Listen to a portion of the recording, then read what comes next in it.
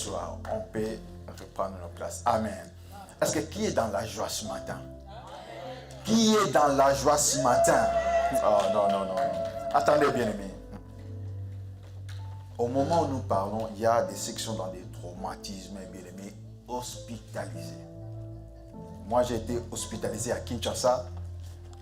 J'ai regardé au bout de la fenêtre, j'ai regardé. Ah, Seigneur, si seulement je pouvais marcher comme eux. Je les enviais. Des fois, ça paraît banal. Ah bon, je marche, je fais ceci. Bien aimé, c'est la grâce. Amen. Amen. Qui est dans la joie ce matin pour ce que Dieu a fait pour nous? Qui est dans la joie? Est-ce qu'on peut le manifester? Nous sommes pleins de force, en bonne santé, parce que c'est lui qui nous garde. C'est lui qui veille sur nous. Amen. Dieu veille sur nous. Amen, amen. Préparons de quoi écrire, bien-aimés. Le Seigneur a choisi ce moment pour nous parler. Et notre thème de cet après-midi, nous l'intitulons, par la grâce du Seigneur, fierté et honte de Dieu. Fierté et honte de Dieu. Quel message, quel titre, quel thème. Est-ce que Dieu a honte? Est-ce que Dieu est fier? Amen. Oui, bien-aimé, Dieu a honte. Dieu est fier aussi. Il a honte. Il est aussi fier. Amen. C'est ça même l'objet de notre enseignement cet après-midi. Amen, amen. Bien-aimé, Dieu tient sur sa réputation. De la même manière que les fabricants du téléphone, les créateurs, des artistes, bien-aimé, Dieu tient aussi sur sa réputation. Quand il nous a créés, il s'est dit, ça c'est mon produit. Ce produit-là doit être bien construit. Donc il tient à sa réputation. Amen. Les téléphones que nous utilisons souvent, Samsung, Apple, ce sont des marques déposées. Amen. Leurs propriétaires, ils tiennent sur la réputation de leurs produits. Amen. Est-ce que vous me comprenez? Amen, amen, amen. Dieu aussi tient sur la réputation de son produit que nous sommes. Vous êtes le produit de Dieu. Amen. Je répète. Vous êtes et nous sommes les produits de Dieu. Amen, amen, amen.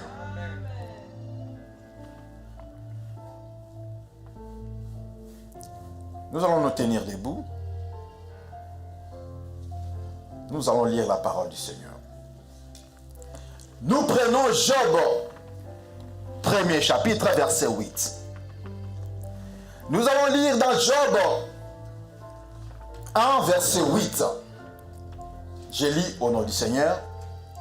L'Éternel dit à Satan, as-tu remarqué mon serviteur Job? C'est un peu comme vouloir dire, as-tu remarqué mon produit? As-tu remarqué mon serviteur Job? Il n'y a personne comme lui sur la terre. C'est un homme intègre, droit. Un homme intègre et droit. Ça, vous pouvez souligner. Craignant Dieu et se détournant du mal. Amen. Un homme intègre et droit, craignant Dieu et se détournant du mal. Nous connaissons cette histoire. Amen. Satan se promenait, Dieu lui pose la question. Satan, d'où viens-tu? Je me promène. As-tu remarqué mon produit? As-tu remarqué mon serviteur Job? C'est ça l'objet, bien-aimé, de notre enseignement. Est-ce que nous pouvons reprendre nos places? Bien-aimé, tu es un produit de Dieu. Ne pense même pas, bien-aimé, que tu t'es fabriqué. Le souffle que tu as vient de Dieu. L'autre fois, c'était le vendredi, je disais, la preuve en est que, bien-aimé, si Dieu décide aujourd'hui que tu tombes, tu vas tomber. Que tu aies de l'argent ou pas, tu vas tomber. Les riches, les puissants sont tombés. Amen. Ça veut dire, il y a un créateur. Ça veut dire, il y a un producteur. Il y a, bien aimé, le manufactureur, si on peut le dire. Amen. C'est lui qui nous fabrique. Les fabricateurs de produits, c'est notre Dieu. Nous sommes ces produits. Amen. Mais qu'est-ce que Dieu faisait? L'église, le verset que nous venons de lire. Qu'est-ce que Dieu faisait? As-tu vu mon serviteur Job? Dieu faisait la publicité de Job. Il vantait Job. Amen. Comme on est en train de vanter Samsung, oh, un bon produit, un bon téléphone. Dieu aussi vend son produit, Job. Amen. As-tu vu ce produit? Oh, ça fonctionne très bien. Samsung, on a même Coca-Cola. Il y a toujours des pubs de Coca-Cola, des publicités de Coca-Cola. Amen. Que ça se vende ou pas, il y aura toujours des publicités. Amen. Et Dieu fait au pluriel, la publicité de ce produit que nous sommes. Amen. Mais comment?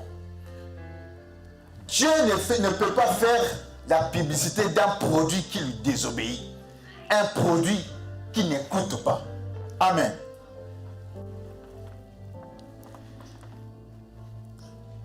Nous allons essayer un peu, bien aimé, de définir. Ça, c'est pour comprendre, c'est pour notre compréhension. Amen.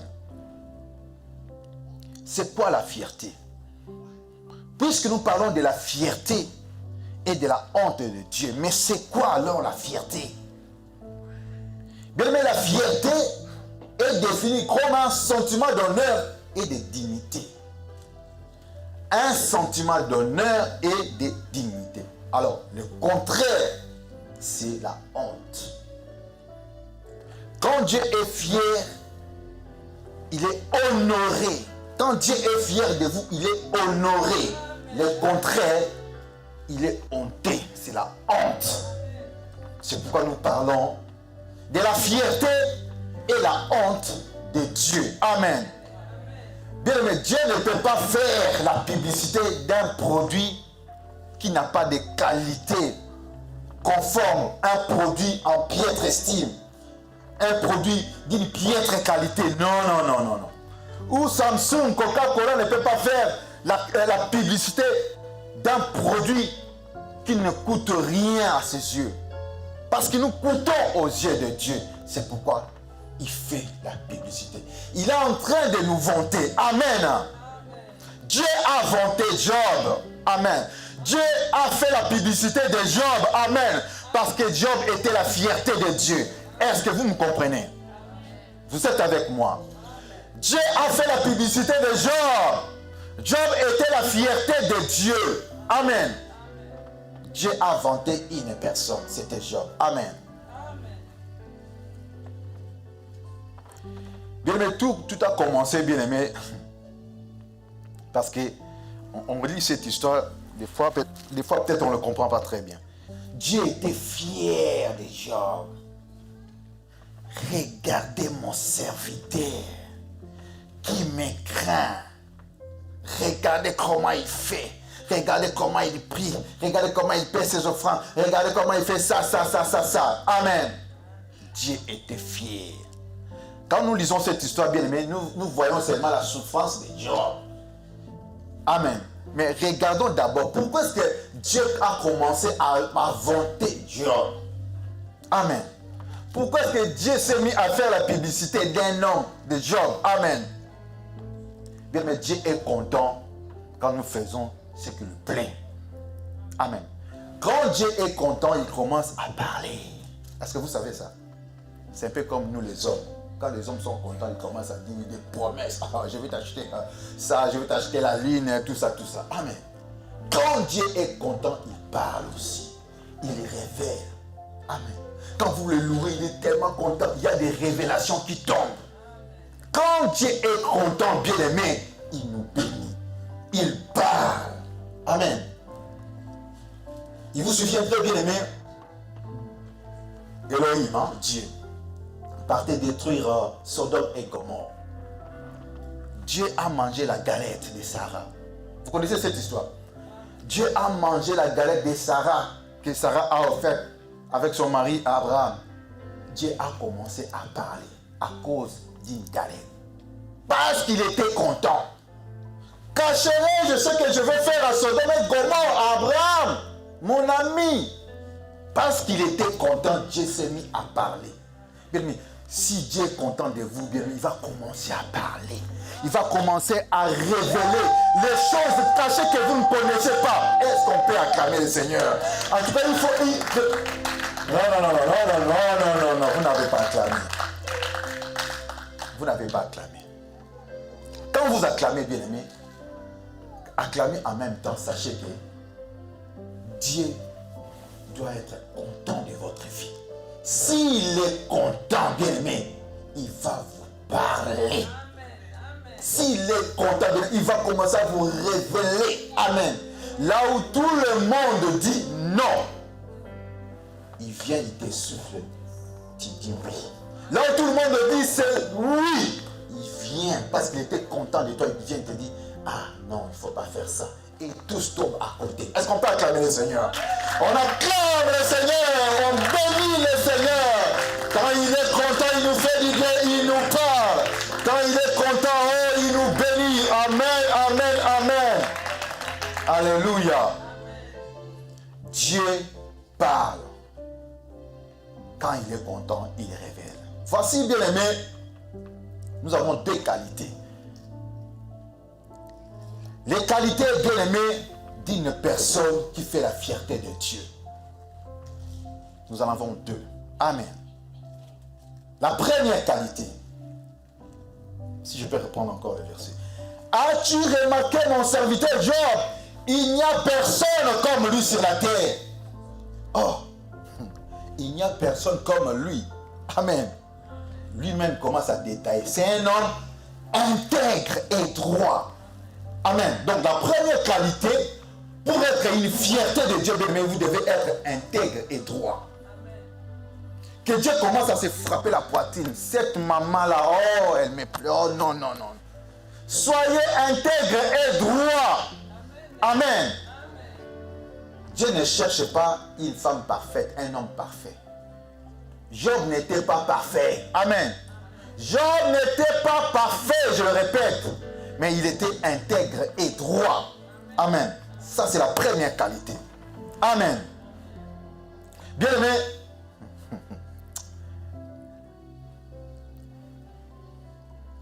excusez-moi de donner cette illustration. Amen. Quand on est droit, on le sent, on le voit. Amen. On sait que, c'est un homme droit. Il promet, il réalise, il est intègre. Amen. Je me souviens de ma patronne. Souvent, elle me disait, Guilain, tu es intègre. Quand tu parles, tu réalises. Donc, quand je lui dis, j'arrive dans 5 minutes, soit dans 5 minutes ou dans 7 minutes, au plus tard au maximum 10 minutes, je suis déjà là. Et tout ça, ça lui a marqué.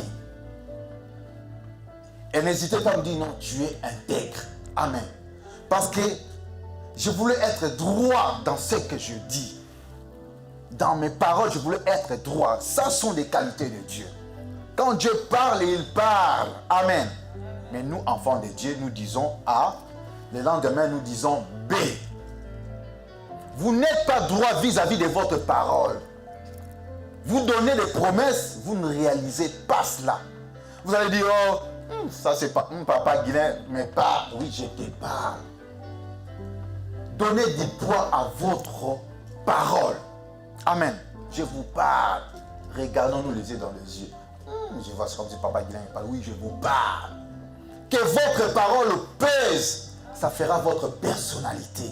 Soyez droit. Maman, soyez droit devant Dieu. Vous promettez, vous réalisez. À un certain moment, vous allez commencer à dire, bon, je vais faire ceci. Lui, il dit toujours ça. Il ne fait rien. À un certain moment, bien aimé, bon, moi je vais construire ceci, je ferai ceci pour l'église. Il fait que parler. Amen. Votre parole ne pèse pas parce que vous n'êtes pas droit. Vous n'êtes pas intègre. Dieu cherche les hommes droits et intègres. Amen. il parle, il dit. Amen. Quand vous donnez vos offrandes, quand vous payez la dîme, est-ce que vous êtes droit et intègre? Posons-nous la question. Nous voulons Dieu, nous, entre parenthèses. Amen. Dans cette église, nous payons la salle cher. À location, nous payons très cher. Amen. Mais des fois, les dimanches, vous verrez des miettes dans les offrandes. Amen. Est-ce que vous vous êtes déjà posé la question, mais d'où vient l'argent de loyer? Nous ne sommes pas droits devant Dieu, nous ne sommes pas intègres devant Dieu. Comment est-ce que Dieu va nous vanter? Comment est-ce que Dieu peut nous vanter?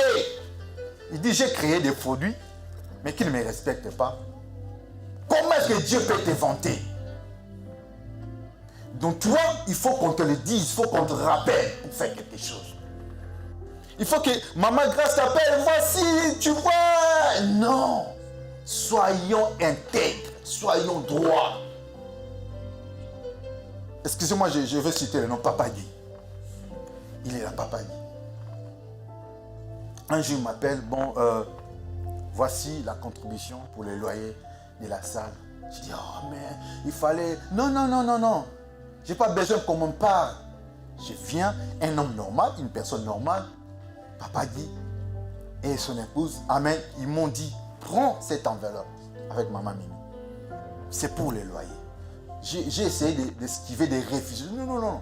On n'a pas besoin qu'on nous en parle. Nous savons, là où nous sommes nourris, nous venons à la présence de Dieu. C'est notre droit de payer. J'ai été étonné. Amen. Ça, ce sont des qualités d'un homme droit. Amen. Nous devons être droits. Je promets, je réalise. Nous nous sommes dit, nous allons soutenir la salle. Si on ne t'appelle pas, bien, mais tu ne feras pas signe. Oh, on m'a oublié. Détrompe-toi. Les hommes t'ont oublié, mais Dieu ne t'a pas oublié. Ce jour-là, tu t'es mis debout. Ce jour-là, tu as monté le doigt. Dieu ne t'a pas oublié. Amen. Deuxième qualité, bien aimé, d'un homme ou d'une personne qui fait la fierté de Dieu.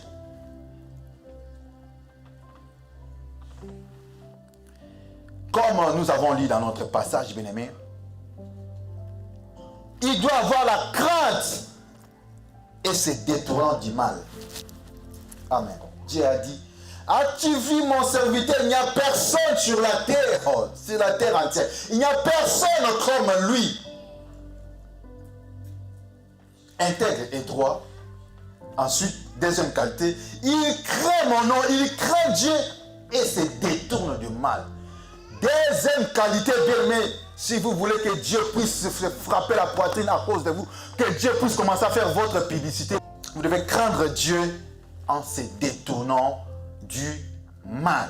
Amen. Nous allons lire Psaume 11, verset 10. Amen. La crainte de l'Éternel est le commencement de la sagesse. Tous ceux qui respectent ses décrets sont une raison saine. Alléluia. Amen. Bien aimé, il ne suffit pas de venir à l'église. Mais bien aimé, craignons Dieu. Ne soyez pas sages à votre propre regard, à votre propre yeux. Non, bien aimé. Vous vous trompez. Je suis sage. Je fais mes calculs. Je vais faire ceci, cela parce que Dieu est tellement bon. Craignons Dieu. Bien aimé, craignons Dieu. Évitons de faire du mal. Et quand on nous dit mal, craignons Dieu. Autrement, bien aimé, Dieu nous regarde comme la foule. Il ne peut même pas se dire, c'est ma fille, c'est mon fils, c'est mon serviteur. Dieu n'appelle pas n'importe qui son serviteur, non. Comme il a parlé pour Jean, voici mon serviteur. Est-ce que vraiment tu te poses la question, Dieu peut un jour dire, c'est mon serviteur pour toi? Oh, pose-toi la question. Retardataire numéro 0. Amen. Un tel produit, est-ce que Dieu peut dire, Satan, regarde mon produit, vrai retardataire, je suis fier de ces produits. Non, il ne le fera pas. Regarde mon produit, quand il vient, il ne donne que des miettes dans le panier. Je suis fier de lui. Dieu ne le fera pas. Détrompons-nous. Arrêtons d'être sages à nos propres regards, à nos propres yeux. La Bible dit, la sagesse, c'est de craindre Dieu. Le commencement de la sagesse, bien aimé, c'est de craindre Dieu. Qu'est-ce que Dieu a dit? Nous obéissons, nous nous évitons à faire le mal. Amen. Dieu devient comme un enfant de course. Nous venons à l'église, bon, Dieu est un enfant de course. Papa, donne-moi ceci. Dieu, donne-moi les papiers. Dieu, donne-moi ceci. Les mariés, donne-moi. Un enfant de course. Mais quand Dieu dit, fais ça pour moi, oh Seigneur, on n'a pas le temps. Oh non, on n'a pas le temps. On n'a pas le temps. Un tel produit, une telle personne, est-ce que Dieu peut être fier d'elle? Non, non. Jamais. Mais vous bénéficiez de la grâce du Seigneur. Vous avez le souffle. Vous avez la force. Vous évoluez comme ça. Vous pensez que vous plaisez à Dieu. Détrompez-vous parce que vous ne craignez pas Dieu. Le mal devient le bien. Quand on dit c'est bien d'être à l'église, toi tu penses, bon ça va, je vais faire ceci, cela. Bon, je ne viendrai pas, Dieu ne va pas me frapper. Le mal devient le bien devient le mal. Détrompez-vous. Détrompez-vous. On cherche les musiciens, on cherche les serviteurs. Vous vous dites, ah, moi j'ai autre chose à faire, je suis sage. À mes propres yeux, détrompez-vous. Et Dieu regarde. Une telle personne ne peut pas être une fierté pour Dieu. Non. Dieu vous compte comme la foule. Vous ne comptez pas aux yeux de Dieu. Amen. Oui, bien aimé. Vous savez, hier, non, pas hier, le samedi. Un peu comme Dieu a honte de nous, quand nous faisons n'importe quoi, j'ai eu honte. Parce qu'on a invité le pasteur Douglas. Je pense que beaucoup connaissent le pasteur Douglas. On a publié, on a fait des flyers, tout ça. Amen. Sur Facebook. Quelle honte. Bien aimé. Les gens qui ne sont pas de l'église IMCA étaient là. Mais les enfants de IMCA n'étaient pas là. Même les gens de Cameroun, Afrique, Kinshasa, ils étaient là. Les gens de cette église n'étaient pas là. Donc le bien devient le mal. Et nous trouvons ça, c'est normal. On trouve que bon, on peut désobéir à Papa Guilain. Oh, demain je vais me réveiller. Je ferai tout ce que je fais tout souvent. Oh, rien ne va m'arriver. Oh, bien aimé. Mais vous n'êtes pas la fierté de l'église.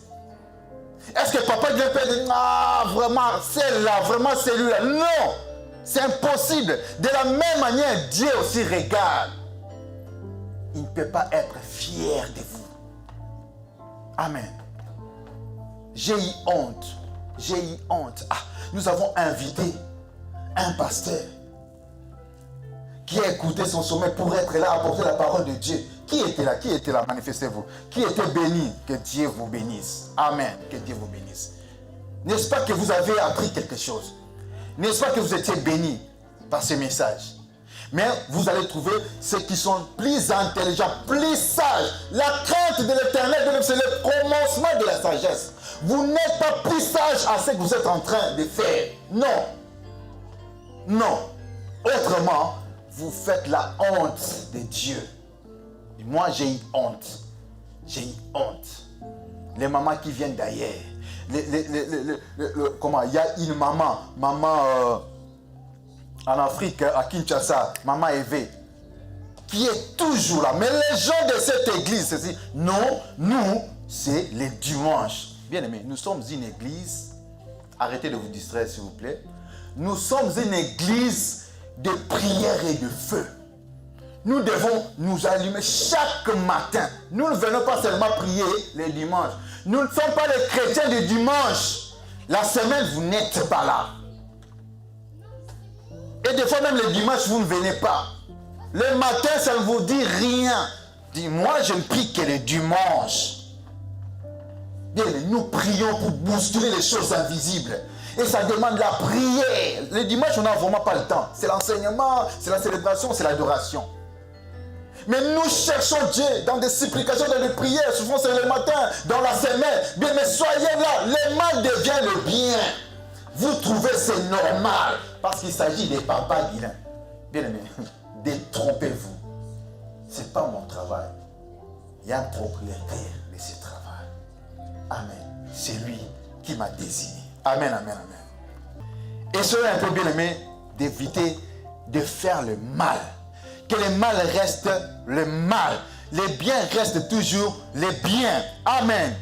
Autrement, nous faisons la honte à ce Dieu. Amen.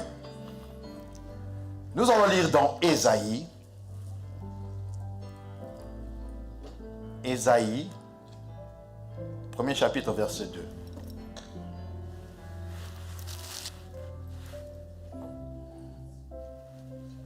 La Bible dit: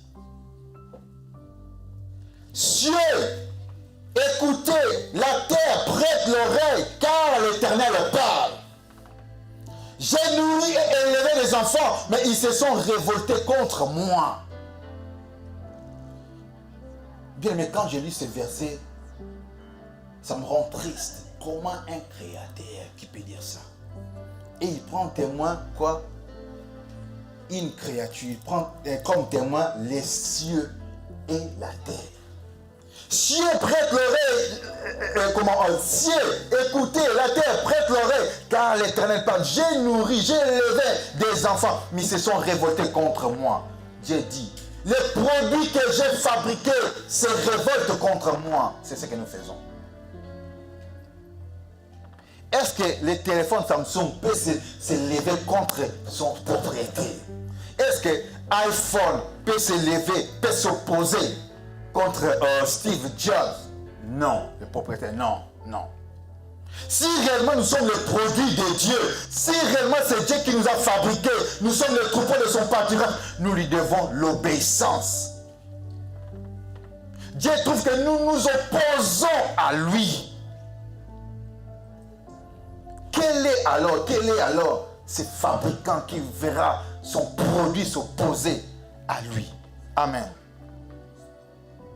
Bien, mais c'est lorsque tu t'opposes à la volonté divine. C'est lorsque tu t'opposes à celui que Dieu a mis devant toi. Amen. J'ai eu un songe. Les gens s'opposent. Ils s'opposent. Amen. Il y a longtemps, j'ai eu ce songe. Amen. Dieu m'a révélé. Il y aura tel qui vont s'opposer contre toi. Mais ce n'est pas de ma volonté. Amen. Dieu ne parle pas en vain. Et je vois ça. Amen. Et je suis prêt. Et je vois la main de Dieu. Je vois tout ce qu'il m'a dit. Amen. Il y aura bien aimé les choses de la même manière, laissez-moi vous expliquer. Vous êtes parents, de la même manière que vous ne respectez pas Dieu. Il va vous arriver aussi des temps que les enfants vont vous résister aussi. Si vous obéissez Dieu, même la nature va commencer à vous obéir. Vous pouvez même croiser un lion, il fait semblant, il passe. Mais vos enfants, si vous ne respectez pas Dieu, ils vont grandir, ils seront têtus. Ils vont vous opposer. Ils vont s'opposer à vous. Parce que vous désobéissez d'abord au Créateur. Et vous voulez que les enfants ou les autres choses vous obéissent. Ça ne marche pas comme ça. Ça ne marche pas comme ça. Amen. Soyons intègres et droits et craignons Dieu. Évitons de faire le mal. Amen. C'est ainsi que nous verrons la main de Dieu nous assister. Amen. Autrement, le contraire, bien-aimé, c'est la honte du Seigneur. Quand tu te poses la question, est-ce que Dieu aussi a honte? Oui, Dieu a honte. Il se couvre les visages. Quand le diable lui dit, regarde ta servante, songi, colpotage, Dieu fait, tu fais la honte de l'Éternel. Tu viens à l'église, tu ne parles que les autres. Tu ne fais que critiquer. Tu viens à l'église, tu chantes, tu loues, mais tu ne fais pas abandonner tes habits là, les habits sexy là. Tu n'abandonnes. Tu dis à moi jusqu'à ce que l'Éternel va me parler. Il va te parler peut-être avec des gifles, avec des conséquences. Tu viens à l'église, mais tu as un péché chéri que tu n'abandonnes pas. Tu dis, non, ça je ne laisse pas. Ça c'est toute ma vie. tu fais la honte du Seigneur. Dieu dit, j'ai élevé les enfants, mais ils se révoltent contre moi. Qu'est-ce que Dieu, mais tu ne vis pas selon la volonté de Dieu. Comment est-ce que Dieu peut te vanter? Comment est-ce que Dieu peut faire ta publicité? Tu fais la honte de ton Créateur. Il t'a choisi, il t'a mis dans ce monde pour un objectif, mais tu ne le fais pas. Tu fais la honte du Seigneur. Amen. Romains 2, 23 à 24, je vais lire. Romains chapitre 2, 23 à 24, je vais lire. La Bible dit, toi qui te fais une gloire de la loi, tu déshonores Dieu par ta transgression, par la transgression de la loi, car le nom de Dieu est à cause de vous blasphémer les païens, parmi les païens, comme il est écrit. Amen. Comme cela est écrit. Le nom de l'Éternel est blasphémé. Donc Dieu a honte. Le nom de Dieu est banni, le nom de Dieu est critiqué. Dieu a honte par nos comportements. Comment est-ce que Dieu va dire, oh Satan, regarde ma terre, elle me craint. C'est ma servante, elle me craint, elle me... Comment est-ce que Dieu peut le dire? Parce que votre vie ne plaît pas à Dieu. Ce que vous faites, c'est le contraire de sa volonté. C'est comme si vous opposez à lui. Il ne peut jamais faire votre publicité. En ce moment-là, posez-vous la question. Est-ce que je suis la servante? Est-ce que je suis le serviteur? Est-ce que je suis l'enfant de Dieu? Je suis la fille de Dieu? Dieu ne peut pas vanter un produit dérivé. Dieu ne peut pas vanter un produit qui ne tient pas. Il ne le fera pas. Vous bénéficiez du souffle comme tout le monde, comme un arbre qui ne produit pas de fruits, un jour sera coupé. Ah, Dieu me connaît, Dieu te voit, il te connaît, il te voit, mais tu ne comptes pas. À ces yeux, tu ne comptes pas. Tu vis comme tout le monde. À cause de vos péchés, de nos péchés, nous faisons blasphémer le nom du Seigneur parmi les païens. Il commence à dire, il commence à parler. Ah, voilà, et qui prient. Et qui vont à l'église, regardez ce qu'ils font. Le nom de l'Éternel est banni, le nom de l'Éternel est négligé. Comment est-ce que Dieu va dire, ah, c'est mon serviteur? Comment est-ce que nous allons faire la fierté de Dieu? Comment? Est-ce que quelqu'un, cet après-midi, peut encore redresser sa tête et dire, Seigneur à Dieu, je vais marcher dans l'intégrité. Je vais te craindre. Je vais être droit. Je vais marcher en faisant du bien. Est-ce que quelqu'un peut le faire encore cet après-midi? Genèse 6, 9. Je vous donne un exemple d'un homme qui n'était pas aussi parfait. Mais Dieu était fier de lui. Il s'agit de Noé. Genèse 6, 9, la Bible dit, voici la postérité de Noé. Noé était un homme juste et intègre. Dans son temps, Noé marchait avec Dieu. Amen. Noé était juste et intègre. Noé faisait la fierté de Dieu. Dieu a détruit le monde, mais là, il a épargné Noé. Il n'était pas parfait, mais la Bible dit, il était juste aux yeux de Dieu. À l'époque, es-tu juste? Maman, papa, es-tu juste? Est-ce que Dieu peut compter sur toi? Est-ce que Dieu peut se frapper la poitrine et dire, c'est mon serviteur ou ma servante? C'est celle qui me sert, c'est celui qui me sert. Est-ce que Dieu peut dire cela? Autrement, vous faites la honte de votre Créateur. Noé était la fierté de Dieu. Êtes-vous la fierté de Dieu? Vous êtes là vous-même, vous savez que... En tout cas, moi, j'ai fait honte à Dieu. Je ne peux même pas. J'ai fait honte à Dieu, oui. Prends conscience et change ta vie. Prends conscience et répands-toi. Dans ces pays, quand il faut parler de football, il y a un homme qu'on appelle Mbappé. La fierté, il est devenu la fierté nationale. Amen. Mbappé, la fierté nationale. Au point même s'il y a quelque chose, l'Élysée sera au courant. Fierté nationale. Et vous êtes la fierté de qui? Vous. La honte de Dieu. Vous êtes la honte du Seigneur. Vous venez à l'église, c'est comme si on vous pousse, on vous pousse. Vous êtes la honte du Seigneur. Vous faites la honte. Et le diable regarde. Dieu est couvert de honte. Regarde ton serviteur. Il s'est dit, il te craint, regarde. Dieu est couvert de honte. Est-ce que Dieu peut se frapper la poitrine? C'est mon serviteur. Si Mbappé est une fierté nationale, toi, peut-être dans votre quartier, tu ne pèses même pas. Spirituellement, tu ne pèses pas. Dans votre immeuble, tu ne pèses même pas. Pendant qu'il y a de ceux qui sont des fiertés nationales. Tu es la fierté de la maison, peut-être. Du quartier, peut-être. Amen. Mais moi, je sais, peut-être que je ne connais pas bien, mais je me bouscule pour être une fierté de Dieu. Dans le monde invisible, dans mon quartier, on sait que chaque 4 heures, il y a une fierté de Dieu là-bas. Ils le savent très bien. Amen. Il y a un feu qui descend. Ils le savent. Amen. Dans le monde invisible, je pense que je suis aussi une fierté de l'Éternel. Amen. Si vous êtes spirituel, vous craignez Dieu, vous êtes intègre, vous êtes droit, vous plaisez à Dieu. Vous marchez selon l'Esprit de Dieu, comme Galates 5 nous dit. Pas selon la chair, pas selon vos envies, pas selon vos jugements. Non, je me décide de faire ça, je vais faire ça. Ah non, je n'irai pas, je ne donnerai pas.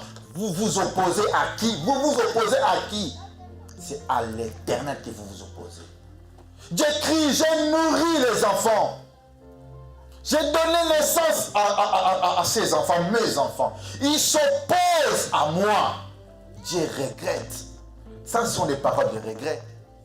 Oh, Dieu ne regrette jamais. Ça sont des paroles de regret. Ça sont des paroles de regret. Nous allons tenir les mots. Amen. Penses-tu vraiment que tu peux être une fierté de Dieu? Amen. Pour ceux qui ne sont pas congolais, je vous informe quelque chose.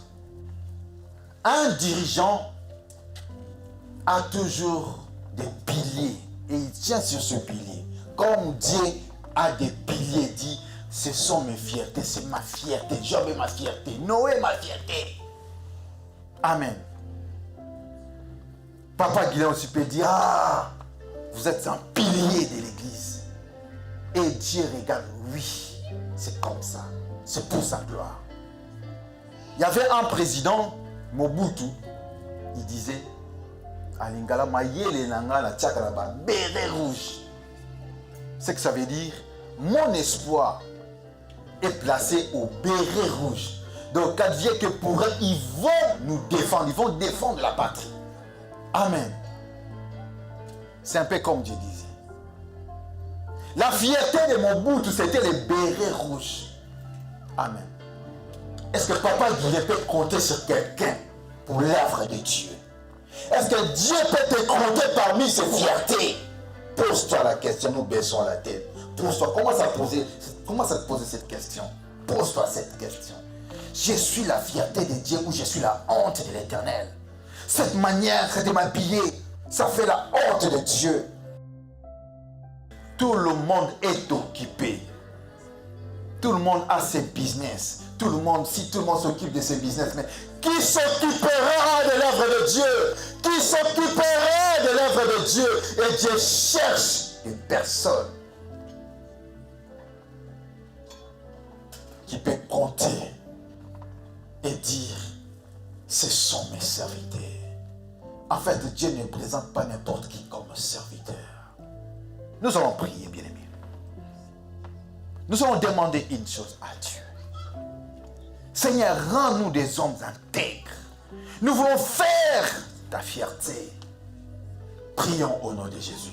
Seigneur, que cette parole demeure en nous, Papa. Que cette parole prenne racine, Jésus, Jésus. Je vais être une fierté pour toi. Je vais être une fierté pour toi, Seigneur, à Dieu. Un jour, tu vas m'inventer. Un jour, tu feras ma publicité, Seigneur. Fais de moi un homme intègre, un homme digne qui te craint, Seigneur Dieu. Nous voulons marcher en te craignant, Seigneur. Nous ne voulons pas mixer le mal et le bien. Nous ne voulons pas, Seigneur Dieu, faire ce qui est mal ou à la place de ce qui est bien. Jésus, Jésus, aide-nous. Nous te supplions, Éternel. Fais quelque chose. Fais quelque chose, Seigneur. Survois, Seigneur, survois nos besoins. Nous te supplions, transforme nos vies. Transforme nos vies. Seigneur, transforme nos vies.